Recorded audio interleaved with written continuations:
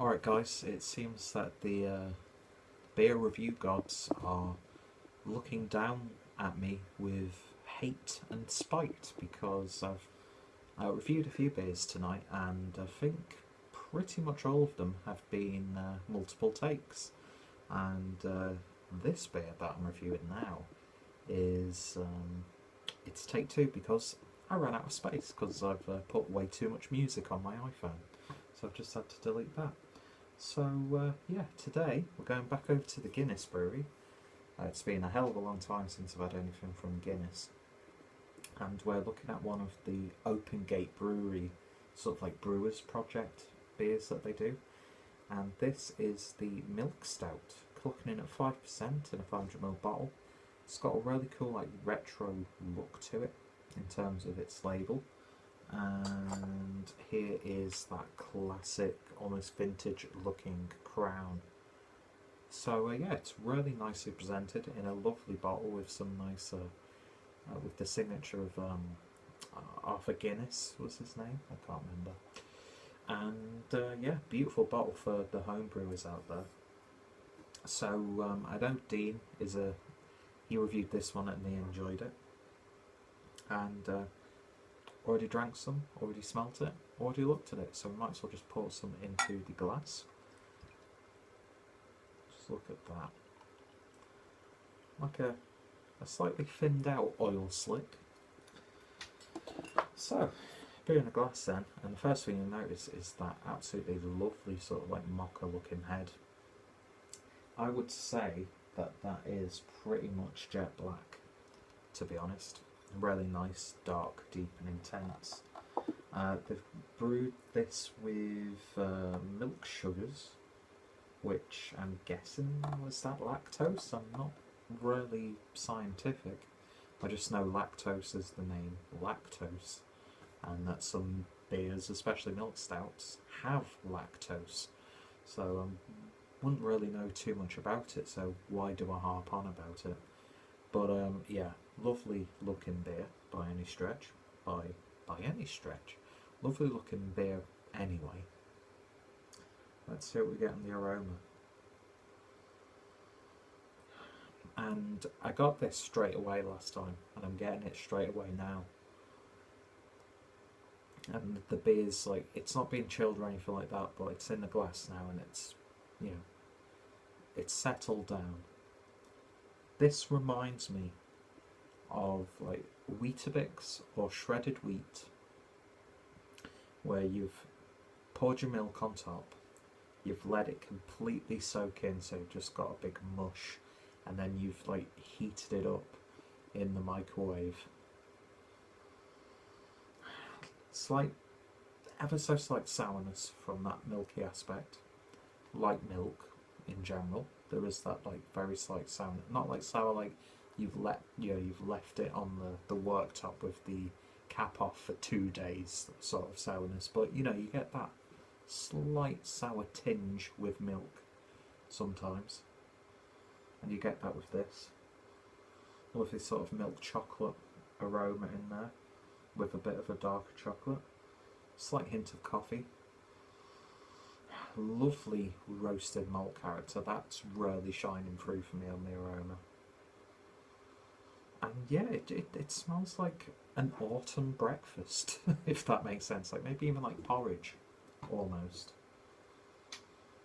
Anyway, smells lovely, looks good, let's give it a taste. Cheers.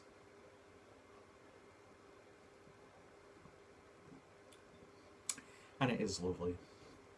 Is it the best milk stout that I've ever had? No. And I don't think they're trying to achieve that. I think they're just saying, we're going to brew a milk stout. And let's not forget Guinness or Diageo, whatever. They're a big, big company. One of the biggest brands in the world in general.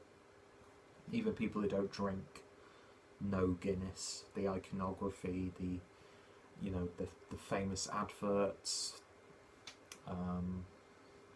its presence in popular culture throughout the years. So they're not going to like go completely left field. It'd be great if they did every now and then, but they will stay within the confines of what some of the regular drinkers do, but they still want to, as I perceive it, still want to try and like branch out a little bit. And I mean, look at all the stuff that they've been releasing in other territories that we're getting in the UK now. Sort of like the Antwerpen Stout, which I really want to try because I've heard really good things about it. So, you know what? Big respect to Guinness for actually trying these beers. Even the Hop House Lager. I've not tried it yet. I know people aren't exactly, really thrilled or over the moon with it. And the fact that they pretty much bought like the whole supply of, was it Citra or Cascade hops or something like that, to brew it. But you know what? Fair play to them for actually branching out this way and producing something interesting. And don't get me wrong, I love Guinness Extra Stout. I love Guinness Foreign Extra Stout. I love Guinness Extra Cold when I'm in the pub. That, like, for me, is the only beer that never gives me a hangover. And the great thing is, it fills you up, because it's basically a meal in a glass. But this is a really nice, slightly velvety. Carbonation is a little bit more present than I thought it would be. It's not, the most velvety or smooth or rich or indulgent milks that you'll ever try. And again, to me, it goes back to that sort of like accessibility for the more regular drinker, the more regular beer consumer. And but I think it can appeal to people like you and I, who spend time investing, ourselves into beer, researching breweries, going from styles that we've never really tried before, that sort of thing. So it like has that fine balance between the two for me personally. But a lovely gentle sweetness, not sugary sweetness, not sickly. Again, it plays into that whole thing I was talking about with like cereal, because everybody loves, after they've had the cereal, just to slurp all that milk up. They should like just sell like variations of milk that have just had cereal in them. Do you know what I mean? It'd be friggin' delicious. Nasty, but delicious. But yeah, it's like porridge on a cold winter's morning, almost. It's not exactly the greatest meal in the world, but it's so comforting when you're eating it, and it does the job. And this is what this beer is doing. I said in my initial take of this video, like, if you're ill, if you've got a bit of a cold, having something like this is just going to be so nice and soothing, nice and gentle. It's just one of those beers that is just so nice. It's just really nicely done. Roasted malt character shines on the flavour just as much as it does on the aroma. Lovely subtle milky coffee flavours in there. Very gentle sprinklings of like chocolate, cocoa powder almost as well. There's no one flavour that dominates, and that's what I've liked about a lot of the Guinness beers that or Guinness alcoholic beverages that I've had, is they're really good at blending flavours. Some people say it as a bit boring, but I think, if you can let every flavour shine at once, not every beer has to be like, oh, this is jam-packed full of this hop or that hop, or we've infused it with this fruit, so it just tastes like this fruit and this hop or this malt or whatever. So it's like, it's subtle, it's like in the background. It's like that friend at a party who, he's not like walking around, shouting out, getting really drunk. He's the one who's like sat in the corner, but every time you see him, someone's talking to him, someone's having a good time with him. He's that reliable crutch, if you will. And I think this is what this beer is for me personally. Perfect breakfast beer. To start your day, something like this is going to do the trick. So drinkable, It's nice and smooth. Only thing for me personally, I'd like maybe a little bit more body to it. I'd like that carbonation just to be toned down a tiny little bit. But yeah, just look at that. Lovely lacing.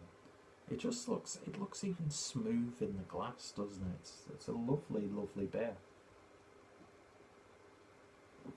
And like I said, it's not the most exciting milk stout you've ever tried, but it's a dependable milk stout. And it's one of those beers where if you're trying to get into the world of craft beer and you're a little bit put off by the mentality of some of the more questionable members of our communities, or you're a little bit apprehensive about what's out there, you don't want to have your palate absolutely wrecked, then I think this is a great transitional beer, but it does enough to appease the seasoned drinkers. And let's face it, Guinness are a very historical brewery. They don't piss around, they know what they're doing. And yeah, I'm very glad that I got to try this milk stout, and it's one that I would happily pick up again, especially now that we're in autumn. Perfect winter beer for those cold mornings when you don't want to leave the house, or it's at night time and it's getting a little bit nippy outside. Something like this is going to do the trick. Skip putting some hot milk on the stove. Get yourself a few bottles of this, and it's going to do you a world of good. So for me, on the Guinness Milk Stout, I'm going to give this one a very solid 8 out of 10. I just find it to be a very enjoyable beer indeed. And I think that's a really nice beer to end my little drinking session on. So if you have tried this, of course, let me know your thoughts and opinions down below. What's some of your favourite Guinness beers? What's some of your favourite milk stouts? Are you a fan of this beer? Are you a fan of what Guinness are doing now? Of course, if any of my friends and fellow beer tubers have reviewed it, I know for sure Dean has, so links down below. Maybe there'll be a live review of this at some point. There should definitely be some Guinness related live reviews from myself and Dean. He doesn't know it yet, but there will be. So yeah, definitely check out his review, and if anybody else has done it, then their reviews will be included also. So check out my Guinness playlist. It's a little bit small, but being back in England, I can have easy access to a lot of their beers. Check out my Stout playlist for more, and more importantly, I hope you'll join me next time for another beer review. And it's always funny, isn't it, that even though I've already kind of reviewed this one, the second take is pretty much double the length of what it would have initially been. Thank you guys for watching, and I shall hopefully see you all later. Cheers, guys.